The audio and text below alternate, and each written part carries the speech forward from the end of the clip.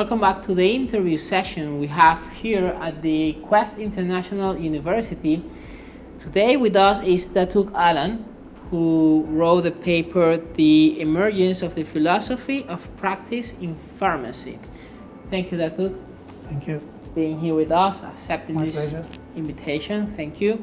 So the first questions, all related, of course, to the paper, which is part of the book, The Mind of the World Philosophy Day, is what is philosophy of practice in the pharmaceutical industry? Now, probably I need to clarify the term pharmaceutical industry. And understanding would be pharmaceutical industry covers from the sourcing and formulation of medicines to the production of medicines, to the quality control and quality assurance until the medicine reaches the patient. So that would be the pharmaceutical industry that we are talking about, yes. Because in pharmacy, I think there will be two major areas of practice. One in the pharmaceutical industry, where the production of medicine happens, and the other one would be in patient-related services, Okay. which is clinical and hospital pharmacy. So we're just talking about pharmacy. Just over pharmacy. Okay. Right. So definitely there is a certain philosophy or practice in the industry as well, especially if you consider from the moral and ethical viewpoint. And there's a lot of ethics involved in the industry because of finance being involved. And there are cases whereby batches of medicines are produced, and because it doesn't pass the quality, but due to pressure, the pharmacists sometimes need to bend backwards and release medicines which may not, by right, should be released for patient use. And so this is the ethical consideration here. And but more towards philosophy of practice in the clinical world. That's where the whole drive is now towards the practice of pharmacy, towards patient care, and the evolvement of this philosophy of practice in 1990 by Hepler and Trent, who came out with this concept of pharmaceutical care. Before, there was no care component within pharmacy. And so now it's evolved into a care type of profession. And how involved universities are in the production, research, and development of new medicines? Yes, I'm going to focus quite a bit on Malaysia here. Yeah, of course. And true, over the last one generation, the education of pharmacists tend to move away from pharmaceutics and manufacture and sourcing of medicines towards the hospital and clinical aspect, downplaying production and so forth in Malaysian context. Now we have come up with a situation whereby pharmacists coming out of universities, they're not ready for the pharmaceutical industry outside where production are happening. So this shift has happened, and we at the university here, we have addressed that gap, I call it, so that graduates coming out, they will be able to fit in also into the pharmaceutical industry or into the hospital and clinical setting.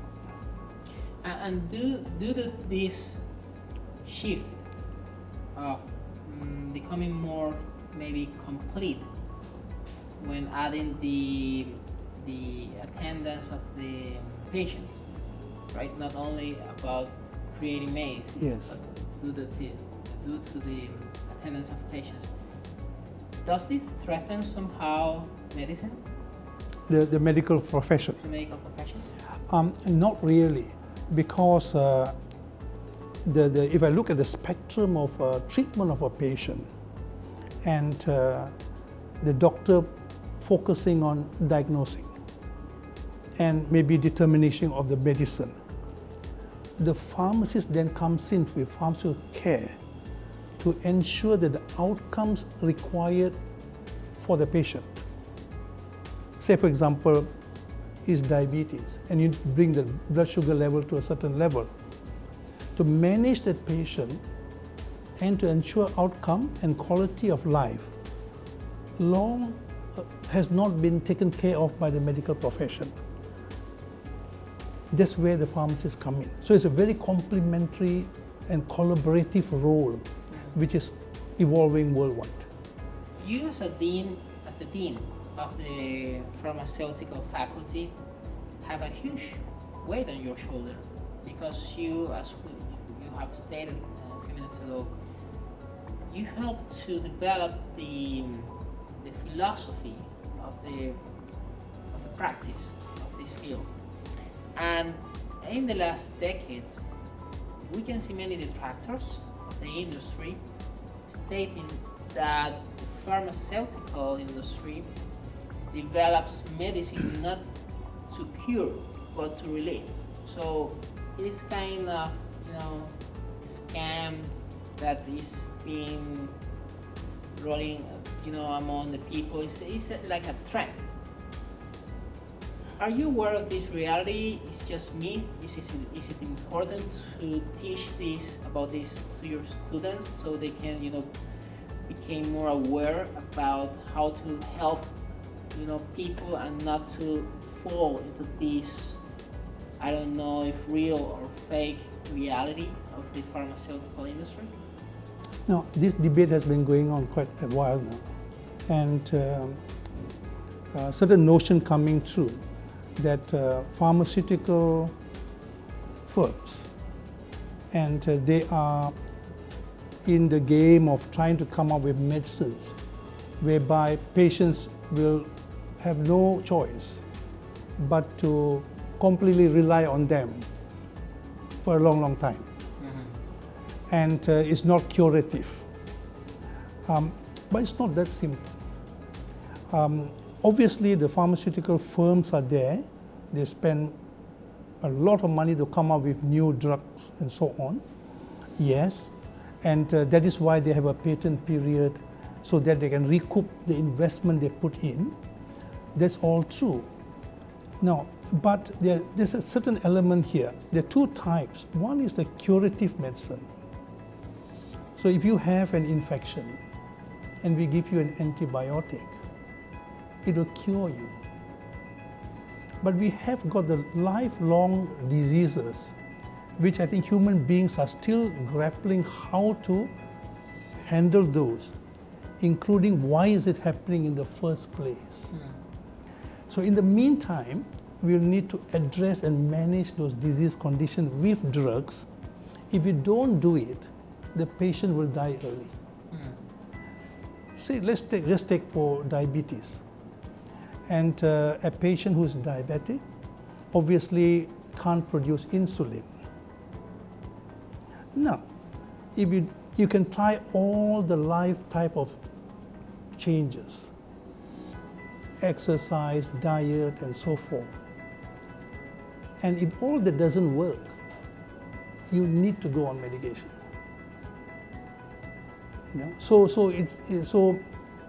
And there's no other way. At the moment of time. Probably a time will come, they're testing, they will implant some cells in the body to produce insulin, probably.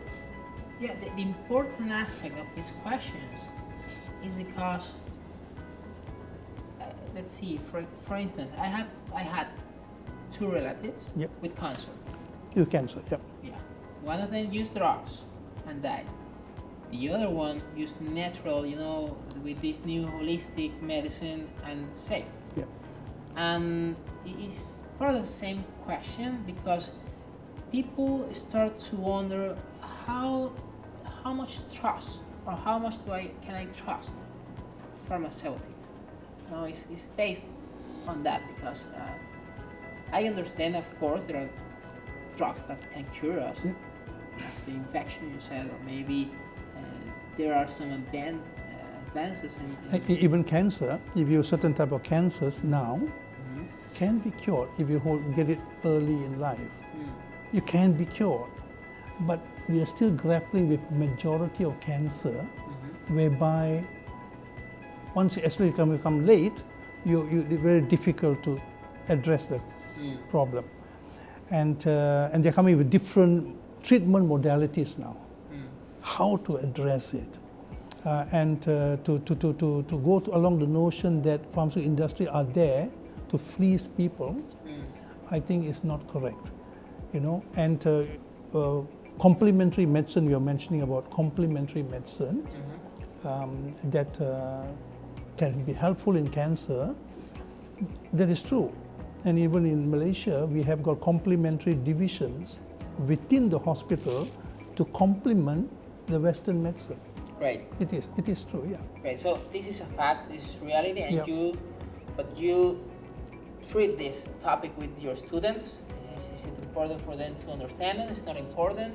Definitely, yeah, especially I think medicine should be, to me, like a last resort. You know what I mean?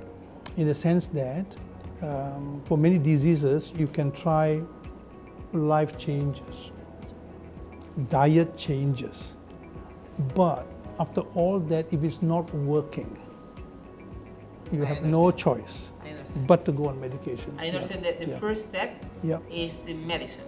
Yeah.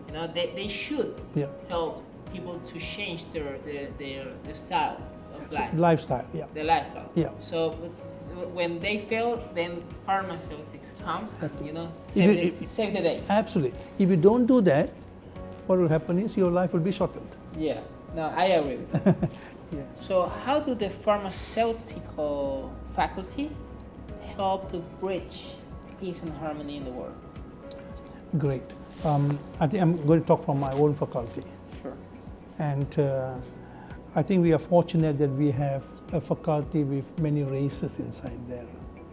It's a multiracial type of a faculty from different racial and religious backgrounds. And but I have a feeling that worldwide, the problem evolving everywhere is based on race and religion. But we are fortunate. We have mixed race in the faculty. So what do we focus on basically is on our core values in the faculty. We have 5 core values, and we instill that into our students to bring our peace and harmony. Respect, integrity, innovativeness, teamwork, and excellence. So these are the values that we continue to inculcate in the students and the staff, and in line with that, we hope to bring peace and harmony. Thank you, Dr. Allan. Thank you very much for being here with us. Thank you. Thank you for all watching this interview, and I exhort you to keep watching all the interviews because they are really interesting, and I hope you can read all of these papers within the book The Mind of the World Philosophy Day 2019. Thank you all. Thank you. Thank you.